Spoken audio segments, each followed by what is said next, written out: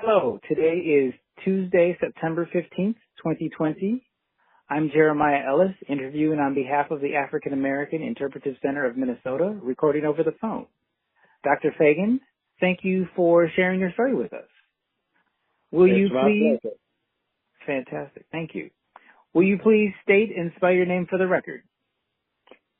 My name is Michael Tyrone Fagin, M-I-C-H-A-E-L, Tyrone, T-Y-R-O-N-E, Fagin, F-A-G-I-N. Thank you, Dr. Fagin. Can you tell us when and where were you born?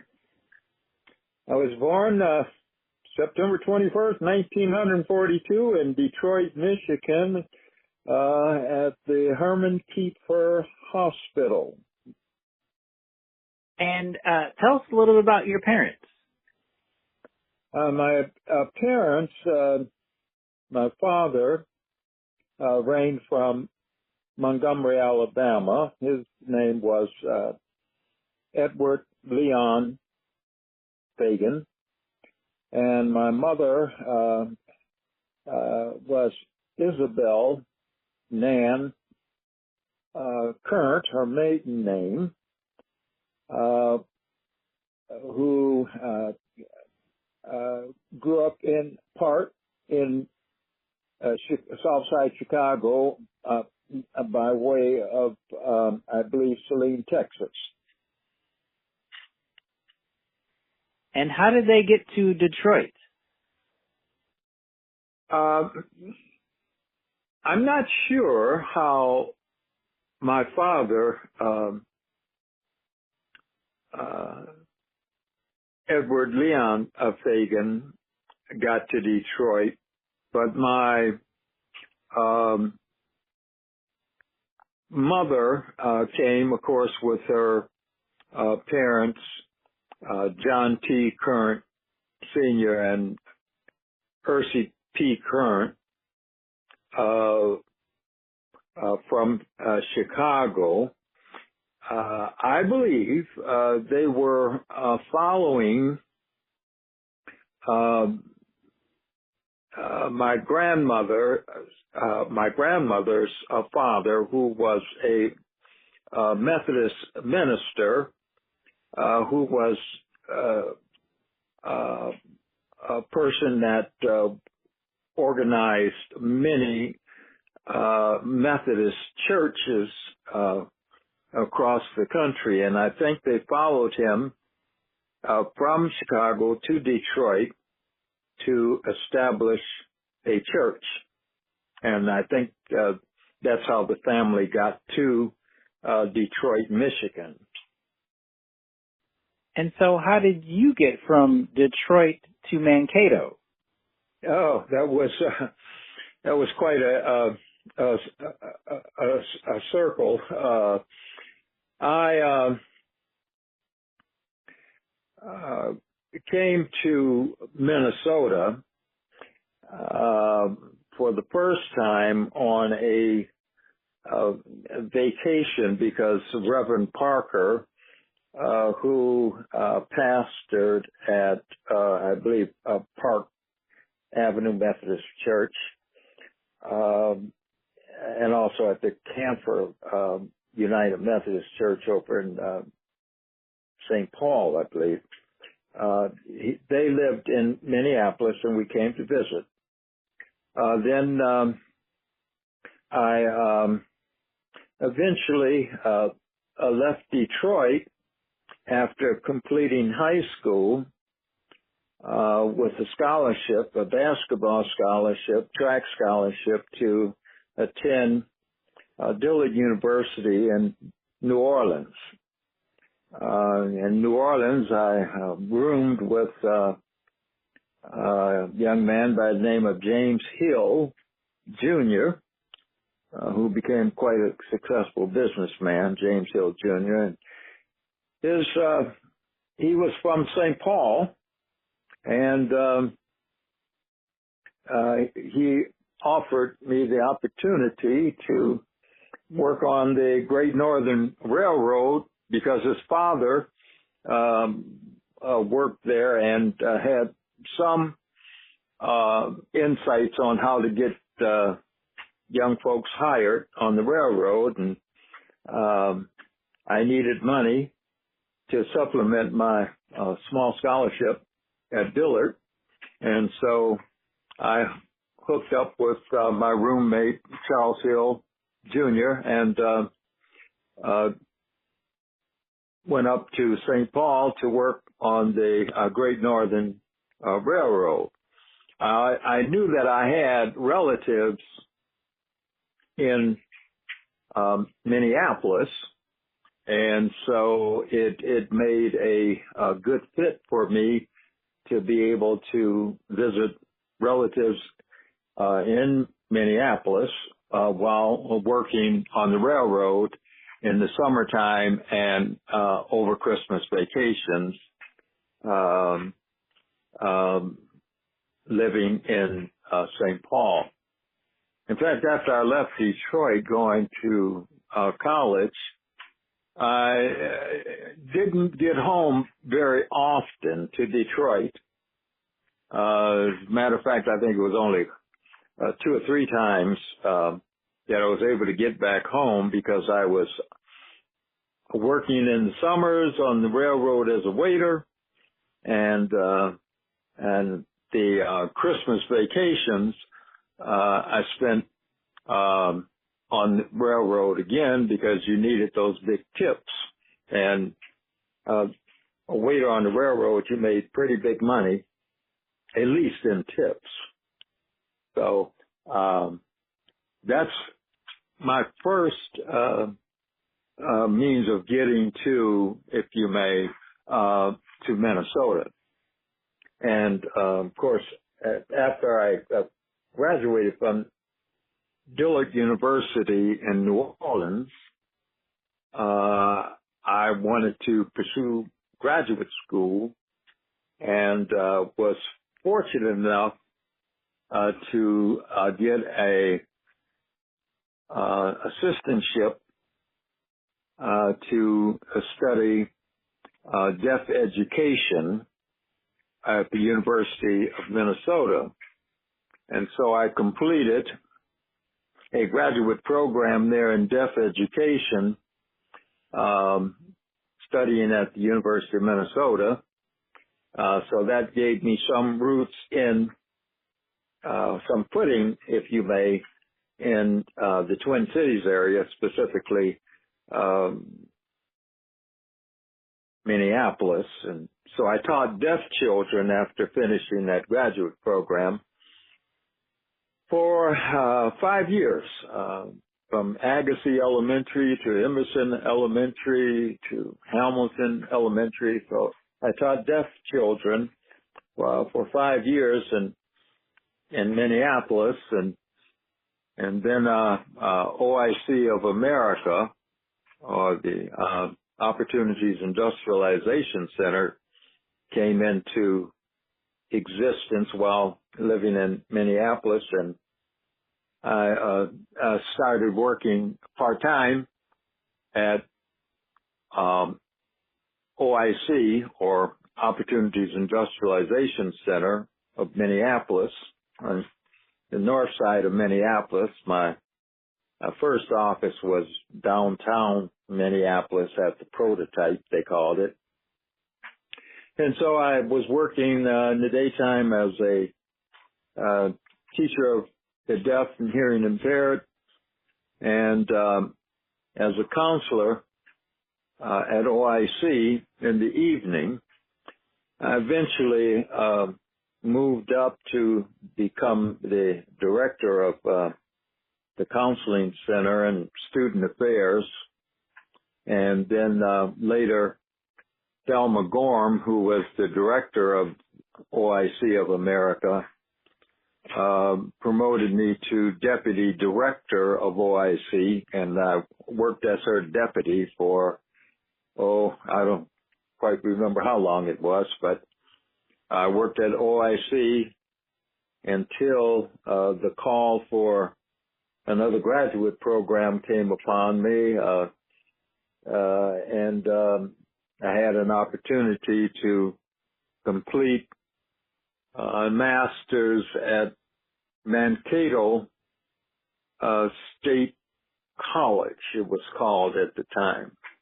And Dr. George Ayers was teaching courses, extended courses, at OIC, at the Opportunity Industrialization Center. So I said, well, what the heck, I can get off work and go right into the classroom, which I did. It was a vocational rehabilitation counseling at that time was a 2-year program. And so I finished as much as I could in the extended college. And then eventually I ended up driving to Mankato 3 times a week to make a 8 o'clock class to finish the master's program in vocational rehabilitation counseling. That experience then led to another opportunity because the university was moving towards recognizing the need to do more for students of color, specifically black students. And they had formulated in 1969, I believe, or 1968, to be more accurate, the Black Student Union Task Force. And that task force compiled a report and submitted it to the president of Mankato State College, which was Jim Nickerson. And it called for hiring a director of what they called minority affairs, or more accurately, they called it the Minorities Groups Studies Center. I don't know if they had an English major come up with that title, but that was the title, and they were looking for a director. And I was looking for something that could get me off of 169 so I didn't have to drive back and forth. And I applied for the job, and lo and behold, I was lucky enough to get the job. And I told my wife that, look, let's move to Mankato. I can finish this master's program and do my intern at the State Hospital for the Criminally Insane. At the time, that's what they called it. And so I was able to do my intern at the State Hospital for the Criminally Insane, and finished the master's program, which I did successfully, and finished as a rehabilitation counselor. So that's how I got to Mankato. I got the job, finished a master's, and my wife kept reminding me that we were only supposed to be there for a year. But time seemed to go past quite rapidly, and opportunities seemed to open more so at Mankato. And so I ended up being full-time there at Mankato, and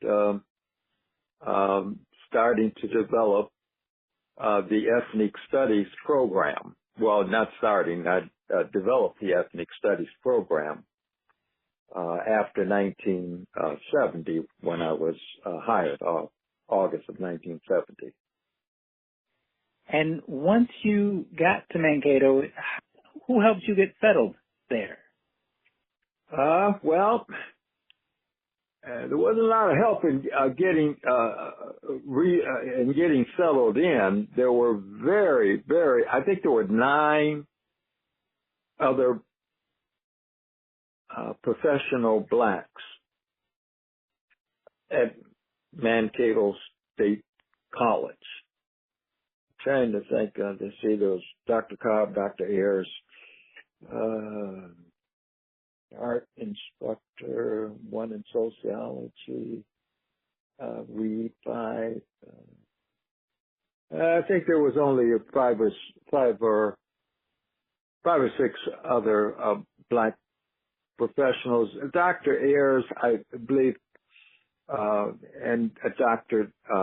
Cobb helped as much as they could help.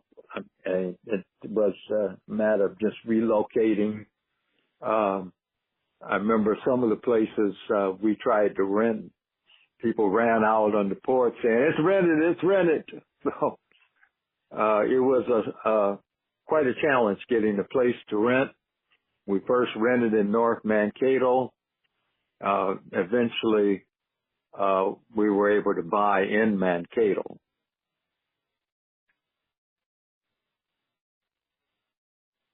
And tell me about the neighborhood that you ended up buying in. I was in Lower Mankato in the older section of the city. We were fortunate to land a house there for, I think it was about $17,500. I think that was the price. I don't know why 28.5 comes to mind, but I think it was under 20,000. Anyway, we were able to purchase a home, and it became one of the historical homes in Mankato because the brewmaster or the Mankato Brewery lived right across the street, and the twin house to the brewmaster was the house that I purchased, which was the home of the brother-in-law of the brewmaster. As ironic enough, the brother-in-law built a bigger house than the brewmaster. And so we ended up buying this corner lot house. It was huge, a 4-bedroom, 3-bathroom house, 2-story, 2.5-story, if you may, because it had full attic. I didn't know what I was doing, and probably would never buy something like that today, but I was excited about being a homeowner in Mankato, and I had purchased a house in Minneapolis while I was teaching deaf children, so we had a few dollars coming in because we maintained that and rented it out. So we purchased that corner lot, set on nearly an acre of land, and we raised our family, our children there, and had a home for I don't know how many students that lived with us from all over. Remember Edward Amoa, we met him on the west coast of Africa when I was taking students on study travel experiences, and ended up sponsoring Edward Amoa to come live with us and attend Mankato State College. But in terms of a whole lot of help resettling, that just didn't happen. And so what were your interactions like with the other faculty at the college? I practiced one of the things that my Uncle Ed taught me, and he would always say, when I walk alone. And it was not an atmosphere that you were just interacting with all of the faculty, if you may. And the area that I was in was not the most popular area to socialize with the world, because I was trying to open up opportunities for students of color, specifically black students. So there wasn't always open, welcoming arms for me, and I did not try to socialize too much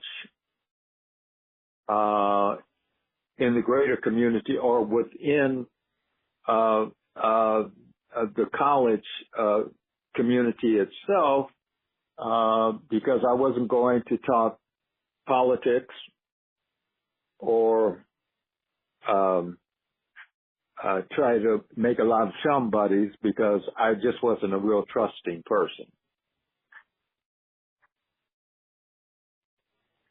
I see. And what would you say it was like for your children growing up in the Mankato area and in the Mankato school system? Tough, real tough. My oldest, who will be 54, actually it's today, is his birthday, was the first black young person at Union Elementary School. He had a real rough there. In fact, all three of my children suffered from subtle, overt, and the institutionalized racism that permeated the Mankato community. And much of this was subtle, and much of it was overt. I can remember jumping out of the car a couple of times, stopping fights and grabbing a couple of people and marching them into the principal's office to prevent more fighting. In fact, I remember the Black Student Union, and when my boy Tony was in high school, he was a tough guy, but you can't fight the whole school. And so they just organized themselves a kind of a citizens patrol, and they would patrol around the area when school was out, make sure that Tony got home safe. So it was a struggle. We had one little bullet hole in the big bay window at the top that didn't shatter the whole window. But it was in the early 70s. It's pretty tough. How did the school patrol come about, or the citizens patrol for your son come about? Students took it upon themselves. They wanted to show their presence and to make sure that they knew Tony had some support. I didn't have anything to do with organizing it. John Ewing, Lee Edwards, who became, Lee Edwards was his first cousin, his second cousin, who was on the Minneapolis Police Department for I don't know how many years. But when he was a student there, my Aunt Gloria wanted me to try to help Lee and get him right on the right foot. So I had them bring him over to me from Detroit, and got him enrolled in Mankato State College. But while Lee was there, him, John Ewing, and what was that other guy's name? Oh God, I can't think of the young man, but I know they were strong with the Black Student Union, and they just patrolled areas. They just did it. It's was also Lee Edwards, and easy enough to punch up and find out a little bit about him. But Lee Edwards actually was very instrumental in having them hold up the newspaper until they addressed some of the racism that was so obvious in the community and at the university. And in fact, there's some articles, if you looked at some of the archives in Mankato of them holding up the newspaper and working on had a joint committee to put out a special edition or something of that nature. So, what was the venue by which she was holding up the newspaper? It was because of the multiple incidents that were happening from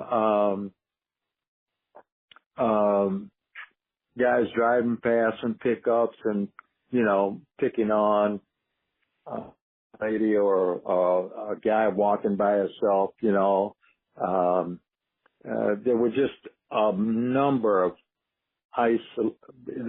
incidents. Beyond the graffiti and,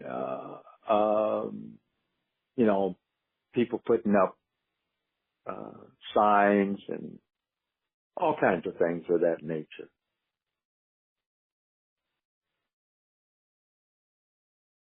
You mentioned a bit about how you interacted on campus, kind of at a distance.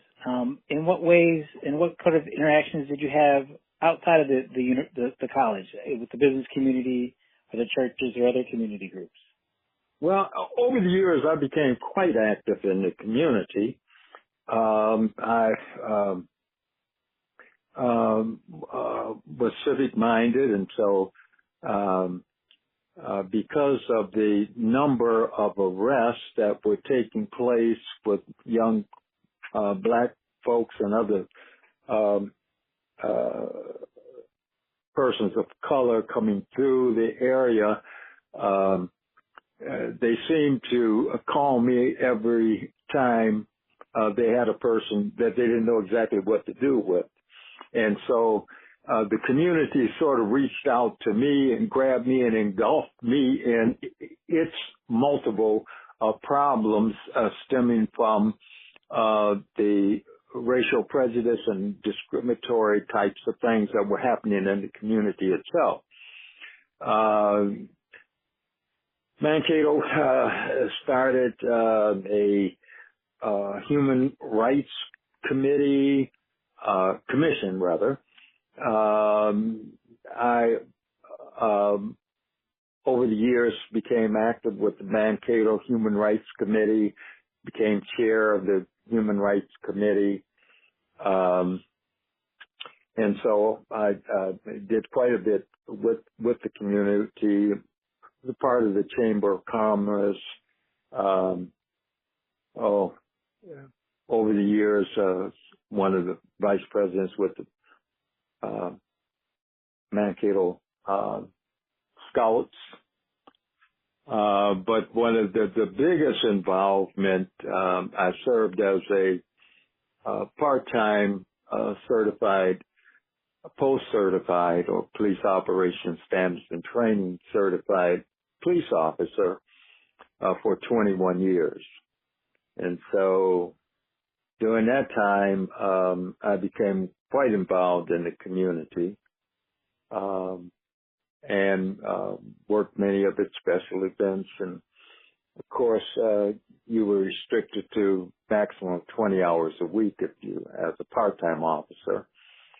But I was sworn in and had full rights of arrest and all of the training that goes along with being a police officer. So I served for 21 years, at the same time working at the university as a full professor. So it's kind of interesting how it got involved with the police, though.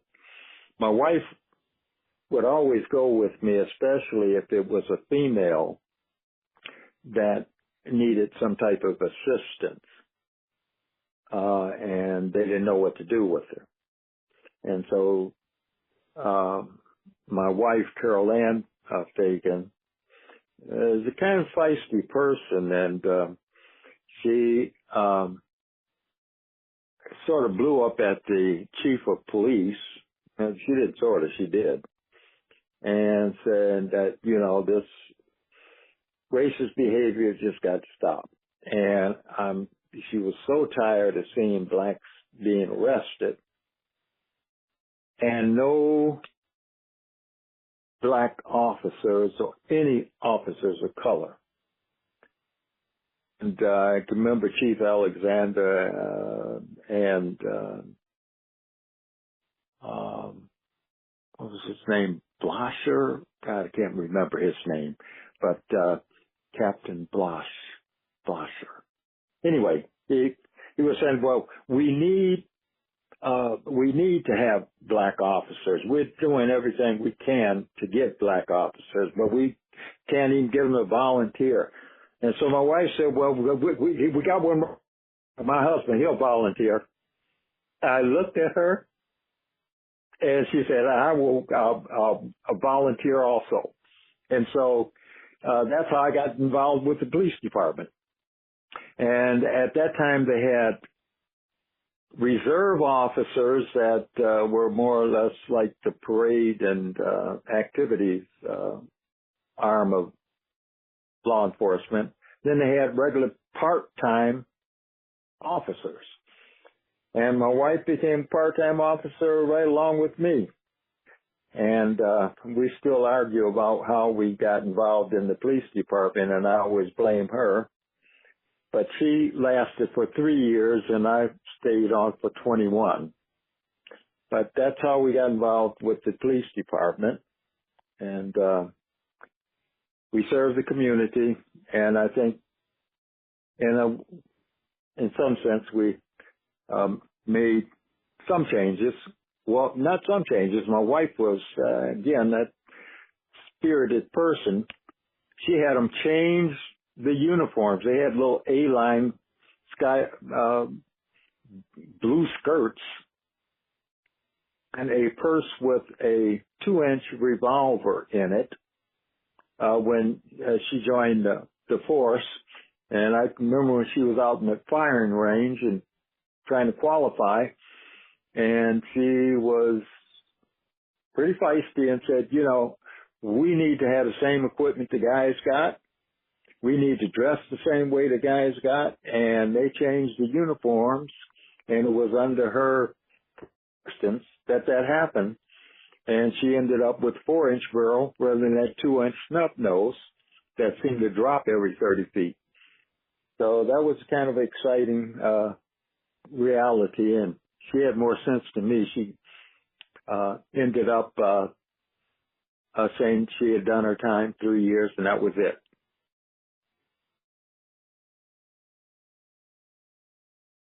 What do you feel like you accomplished in your time as a police officer there? I think I opened the door to, because I did a lot of diversity training. Gotten a lot of arguments, but I think it had some impact on some of the officers. And since I was involved with the Mankato Human Rights Committee and involved in the greater community, the chief had me doing several. In fact, I was doing diversity workshops throughout the state, and because I was an officer, police officers are going to listen to a policeman before they listen to a civilian. It's real paramilitary. And I can remember in St. Paul, when I did the diversity training there, Chief William Finney, or Corky Finney, who also got his start as a reserve officer in Mankato, I don't want to digress too much, but he was actually a reserve officer in Mankato before he got on the force in St. Paul and eventually became chief of police in St. Paul. Anyway, of course, he was a student at Mankato when I had been hired as director of minority affairs. And he had watched my career grow in terms of diversity work, and he asked me and contracted me to do the diversity training for the St. Paul Police Department. And I did Richfield, I think Bloomington, several other ones over the years.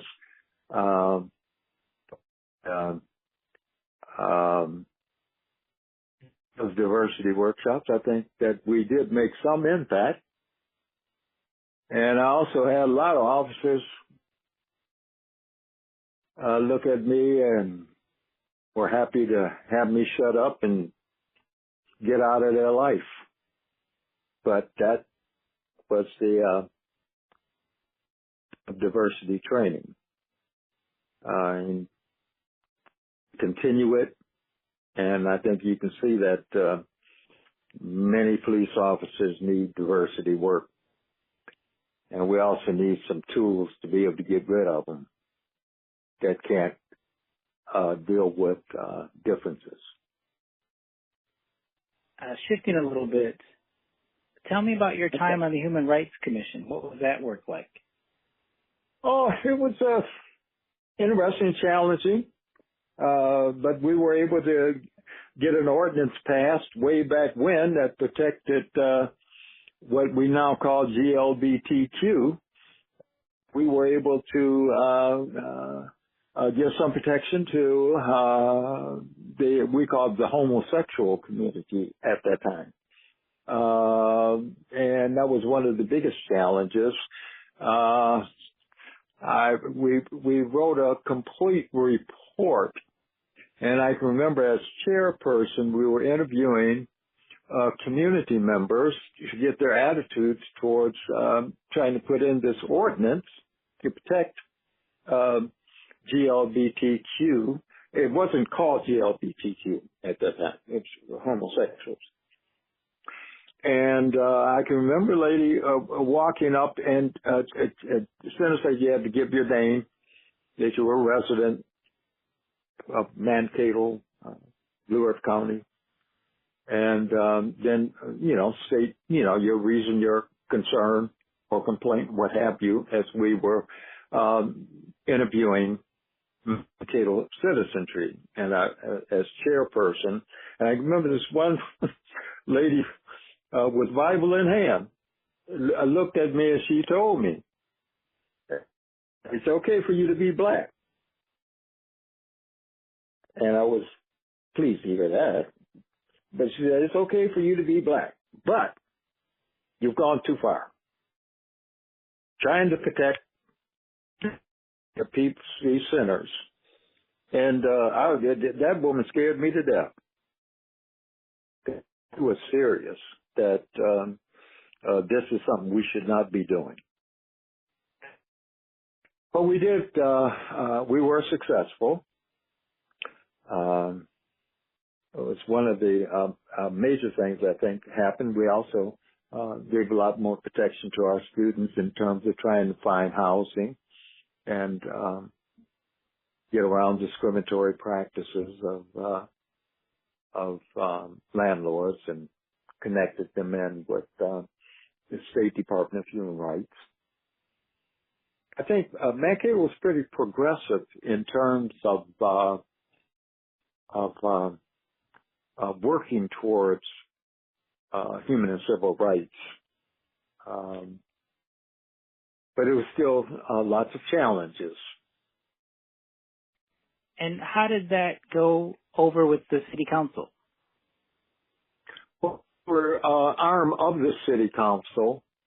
We were under the city council. We had some battles. In fact, they did not want the committee to have anything to do with charging people with any kind of violation.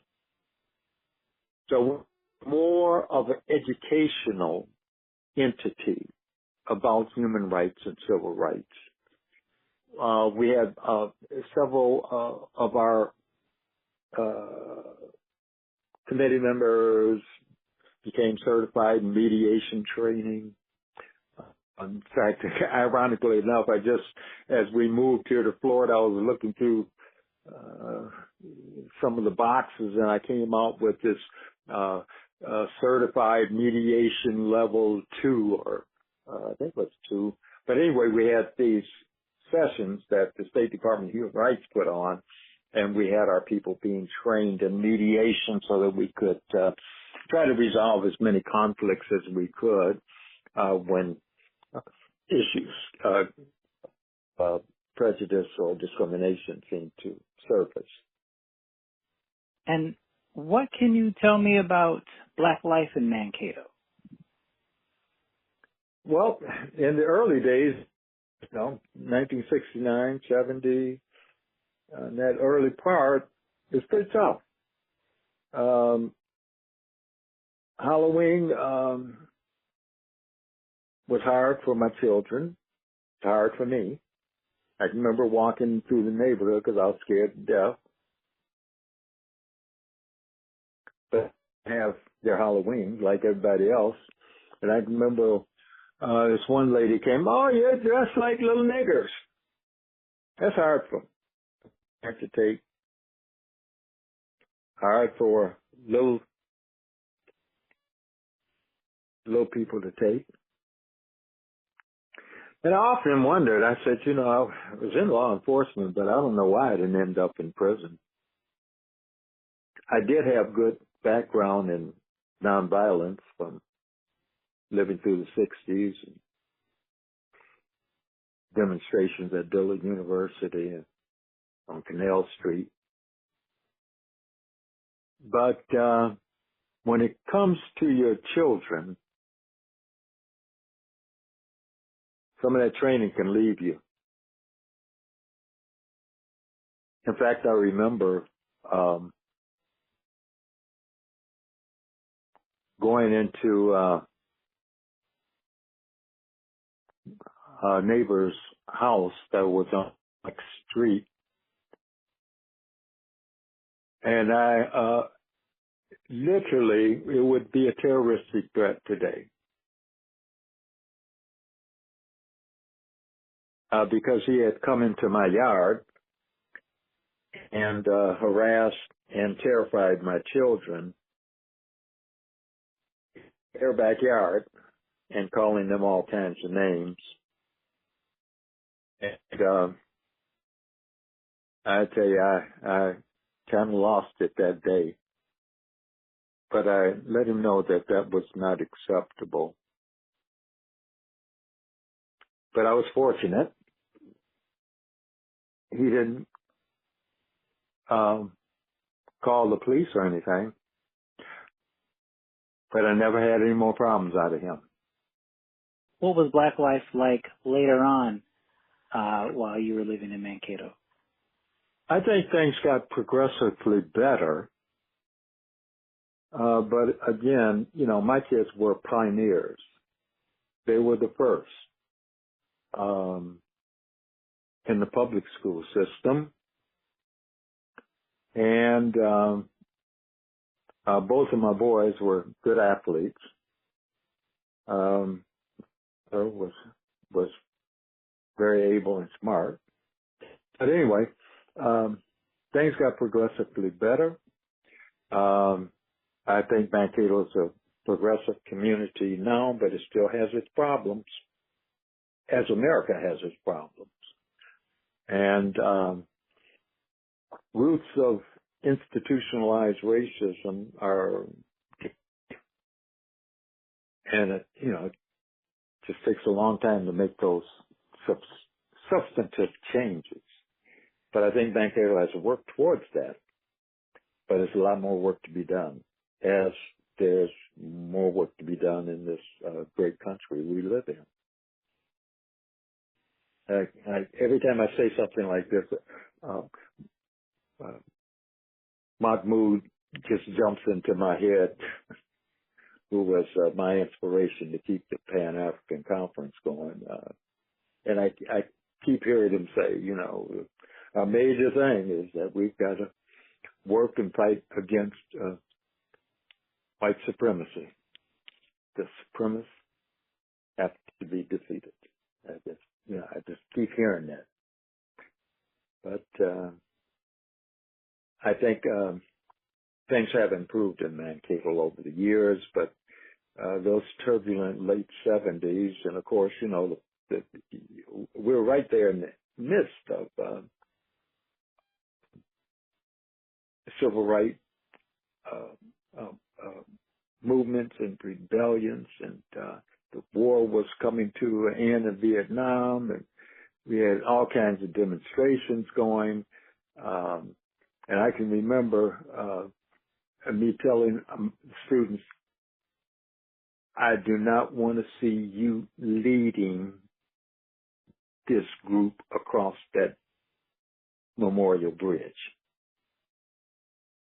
Don't lead. You get yourself in the middle or in the, some place that you can protect yourself, because you're the target.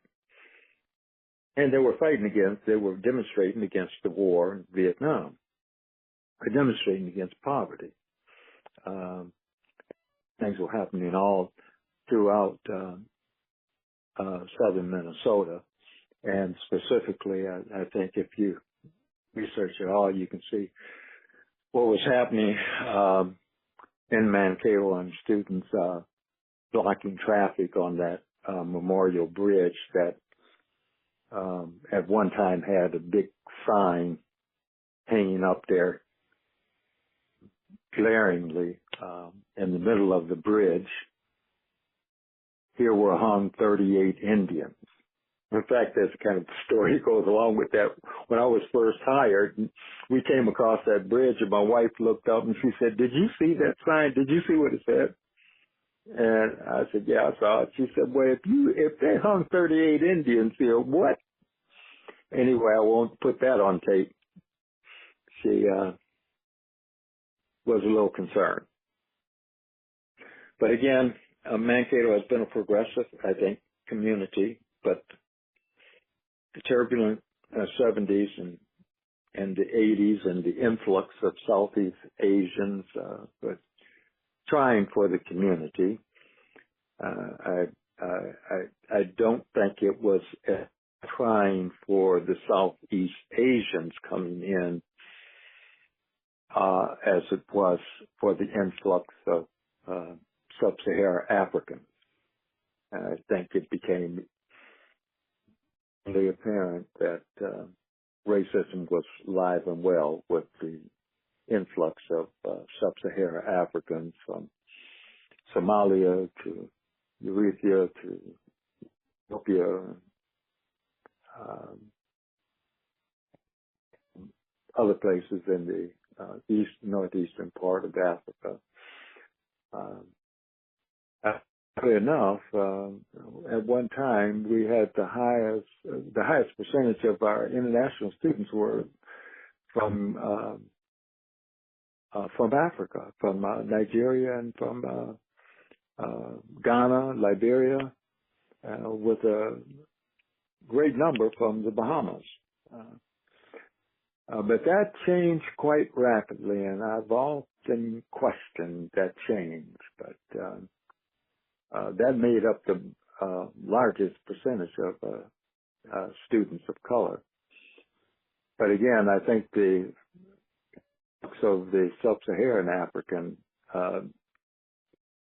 substantially on the Mankato community and its public schools. Hello? And so, Dr. Fagin, from Mankato, how have you connected with Black culture and celebrated Black heritage? Well, I created the Ethnic Studies program, and the first course that I got approved through the curriculum committee was Introduction to African American Studies.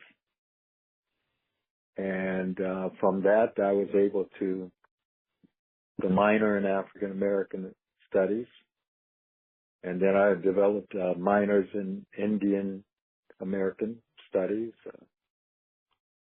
Hispanic studies, and Asian studies. And then we eventually got the curriculum committee to approve a undergraduate degree, a baccalaureate degree in minority studies. Yes, it was called minority studies at the time, changed to ethnic studies later down the road.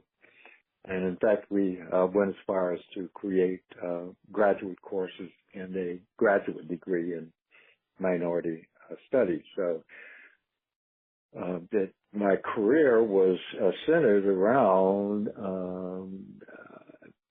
African American studies and minority studies and minority affairs. So I was very rooted in the study of Black life, and that's the reason that I started the Pan-African Conference and continued that conference, which continues today. And I, would take students as often as I could to study tribal experiences in West Africa. I tried to get the university to partner with the University of Ghana.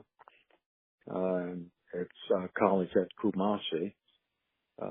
It's university at Kumasi, rather, and an exchange program. And that was one of the biggest hurdles I tried to get over. Wasn't successful in getting a formalized exchange program going, but it did make impact to bring students and better relationships with the University of Ghana, at least. And so, Dr. Fagin, what was your vision for the Pan-African Conference?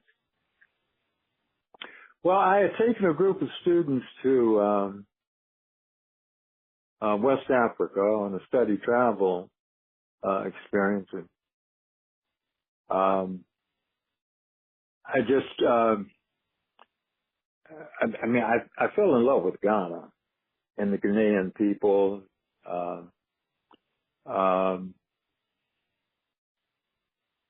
It inspired me as I went to Cape Coast Castle and walked through the dungeons of my forefathers and those that had been enslaved and put in those dungeons and on ships to, if you may, the New World or to the islands and then to the New World or to South America, wherever they dropped them. But it just was a burning desire to know more about Africa as the mother country. It made my teaching and studies became real.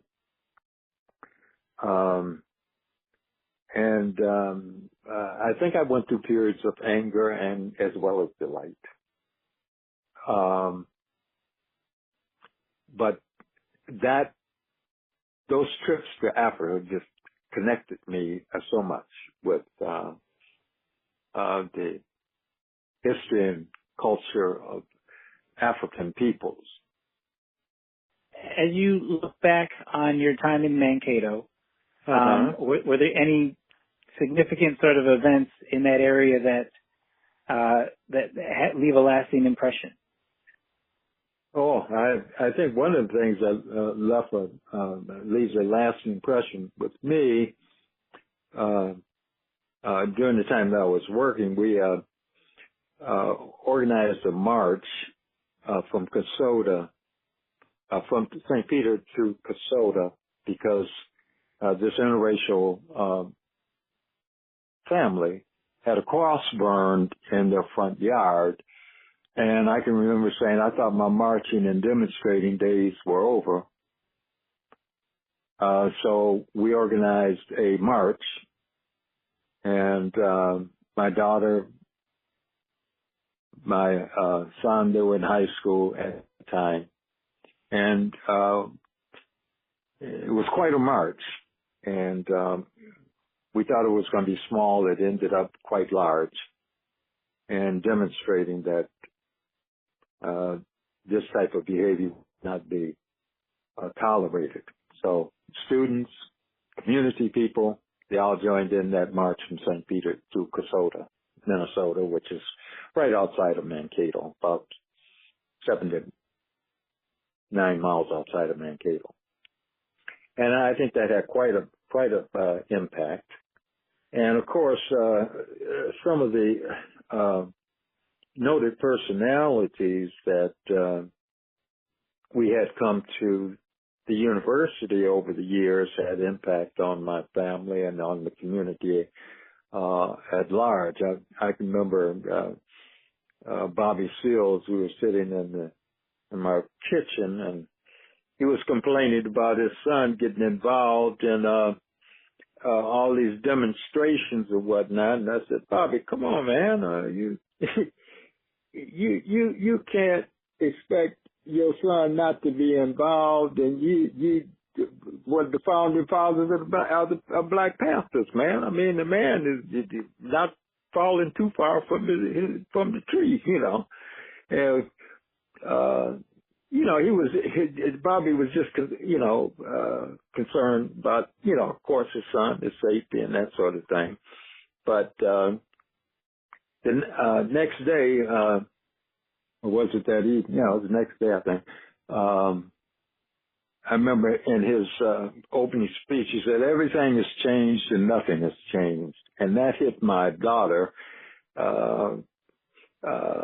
because she was quite active in civil rights in her high school days. And she used to always quote that. Bobby Seals said, everything has changed and nothing has changed. A lot of the 60s leaders, because I didn't have money in the budget to take them all over, a lot of times my home was a place that they would have dinner or what have you, and socialize, from Reverend Abernathy to Stokely Carmichael or Kwame Ture, who Kwame Ture scared me to death, but he was another one of the persons I think had major impact on our community.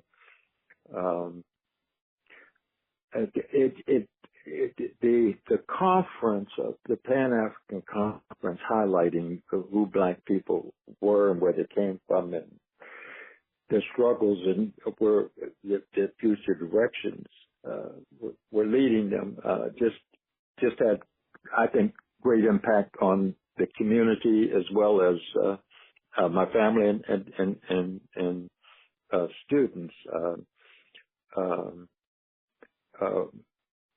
Reverend Abernathy, Bernard Shaw, Bernard Lafayette, brother, Bernard Shaw, not brother, he wasn't there, but Bernard Lafayette. We just had so many powerful people come to that conference and impact on the community. I can remember one of the arguments I got into it with one of my colleagues, fellow professors, that the construct of Notre Dame was the greatest thing, and I said, I don't think so. I think the wall built around the Kingdom of Benin was the greatest thing built. And I don't know whether I was being a smart aleck or just trying to agitate him, but I didn't like him that much because he was always boasting about Eurocentric and European developments, but ignoring those things that were created by African architect and African contributions. But we had all kinds of people. The head of the School of Psychology, Elvin Poussin from out of Harvard, when we had him come speak. But I think one of the most significant things that impacted the university was when I had Ivan Van Terma, who wrote that text, African Presence pre-Columbia, and I thought it was such a powerful presentation that he made, and jam-packed the auditorium. But with just powerful presentation. We had asked anthropologists from all over to try to attend that lecture, and it was just powerful. The man was an unbelievable scholar.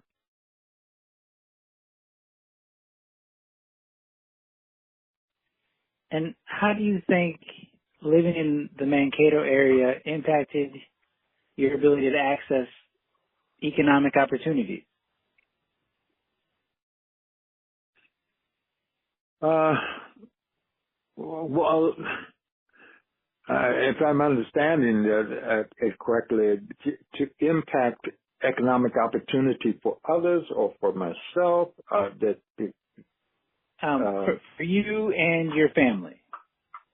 Oh, for me, I was kind of an academic entrepreneur, of course, developing my own workshops and writing my own manuscripts for training.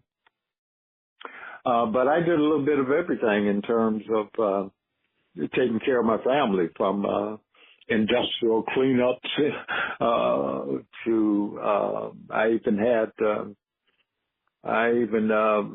a roofing company. Of all things, a tar roofing company. I partnered with David Breeze, and so I had a lot of side jobs, a lot of opportunities, and made things happen economically, at least for me and my family. In terms of expanding opportunities for others, working with the chamber, I was an advocate of equal opportunity, and I'd see these jobs sites developing and construction going, because Mankato is growing, and it still is. But I didn't see no black workers. In fact, I can remember raising Hades, if you may, with the administration that you can't tell me that we can't get one black janitor, that we are so limited that we can't find any black or people of color to work as departmental secretaries or in the clerical pools. It's all white. And so we've got the affirmative action office, but what's affirmative? What are we doing? And so that was a lot of challenges of trying to expand economic opportunities. I've served on the Chamber of Commerce Human Rights Committee, and again tried to impact the community to look at hiring and getting contracts from people of color.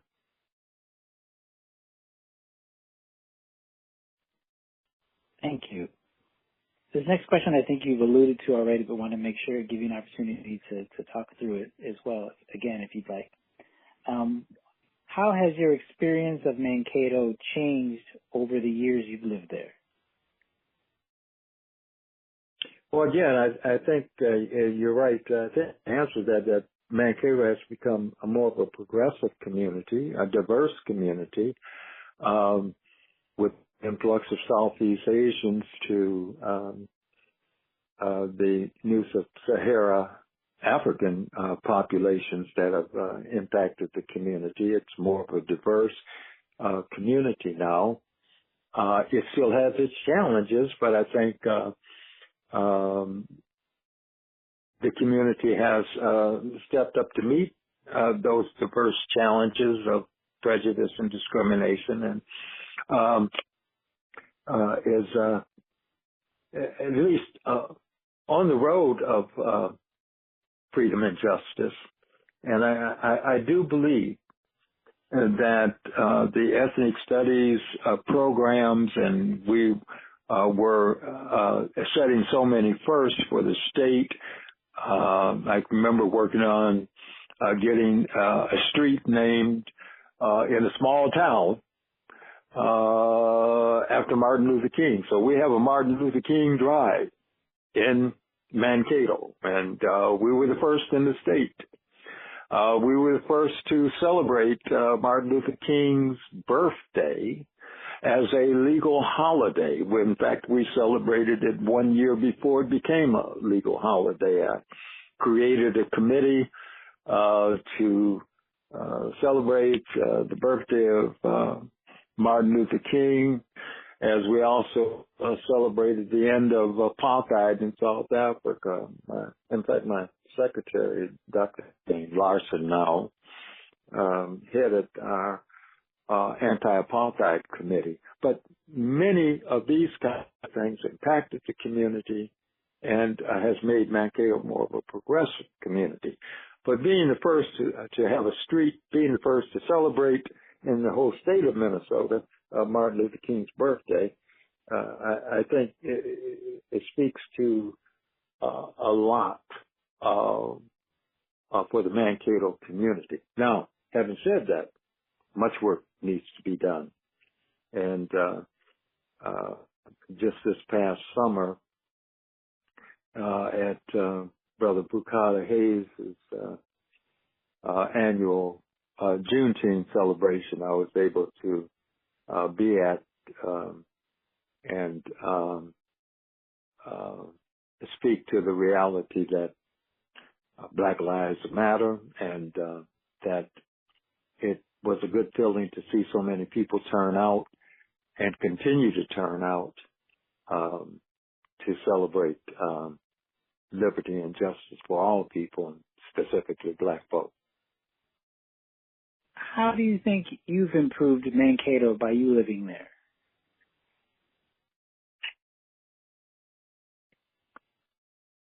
Well, I don't know.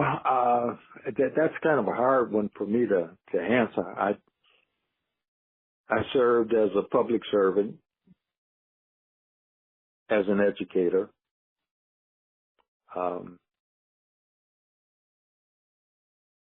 I think having the Pan-African Conference seated there and having the Martin Luther King Community Program, having started that and making sure that that happened every year, and the conference for the Pan-African Conference, I think we did some things, but I don't know how to toot my own whistle to the extent that I don't know how to answer that. I did what many people did, fighting for social justice and change.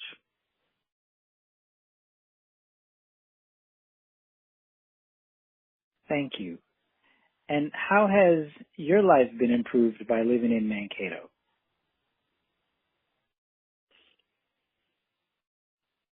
Well, it gave me a lot of opportunities. I went from an assistant professor to a full vice president of the university. So there were professional opportunities and rewards.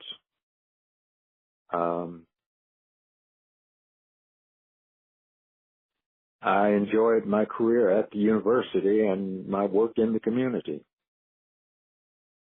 I was able to write, publish, and speak, and so it was rewarding, but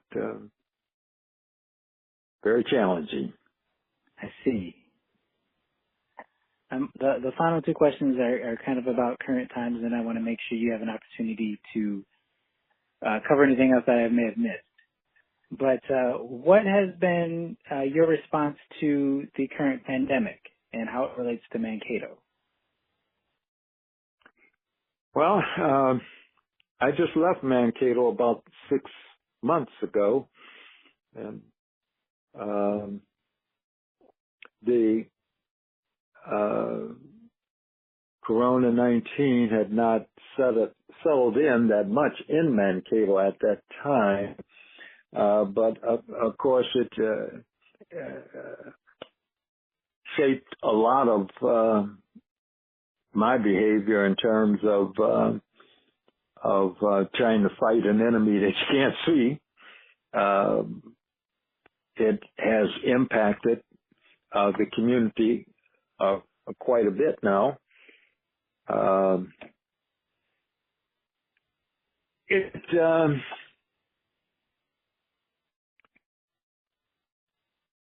I don't know. It just has it's a disease it's out there, and it has shown me how people can work together, and it's also highlights a lot of the knuckleheads we have in society that will even refute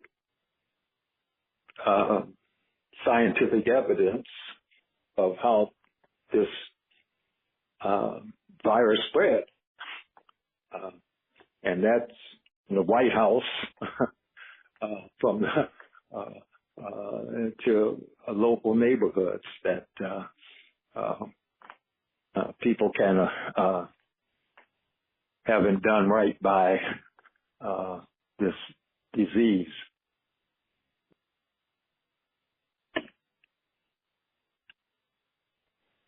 And what has been your response to renewed calls for racial justice? I'm sorry, can you say that again? What is your response to the renewed calls for racial justice?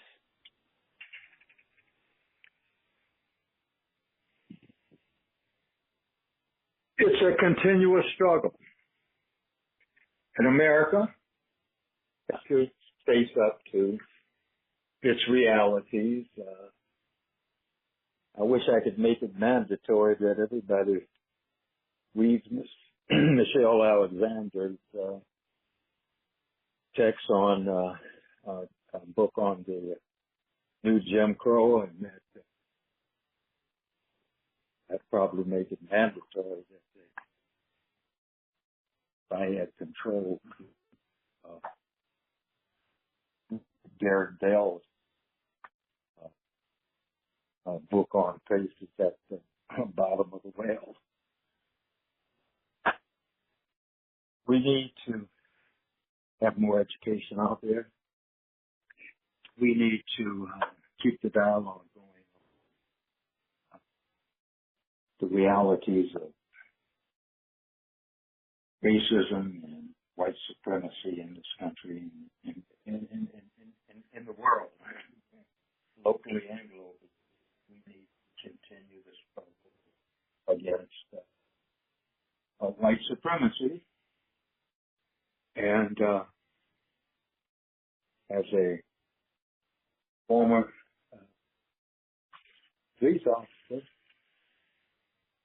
we need to really rework that whole system. We need to look at the problems that we have, training that is out there, and make it clear to those that go in that profession, you will be held accountable.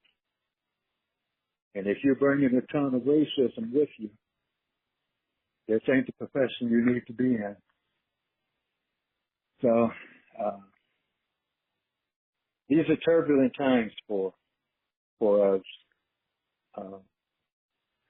Not only fighting this Corona-19 reality, but also fighting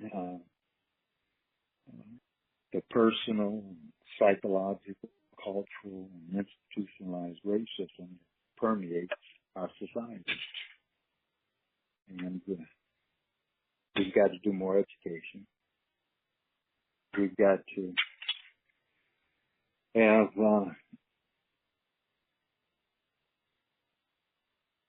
our generalized population and society understand the white racism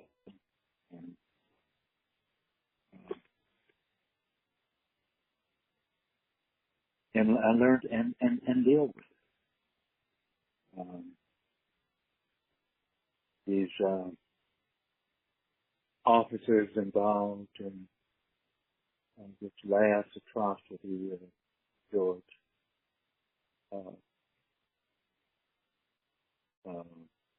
being killed in Minnesota is a glaring example of the work that we need to have done.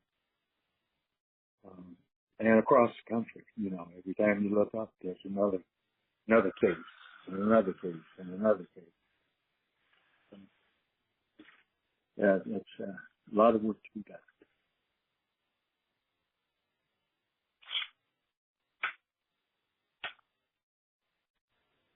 Well, thank you, Dr. Fagin. Is there anything that I forgot to ask, or anything that you wanted to make sure you shared with about your experience in Mankato? Well, I think we covered it all. But I enjoyed the conversation. I hope I didn't rattle on too much. No, you were absolutely fantastic. Thank you. Okay, my brother.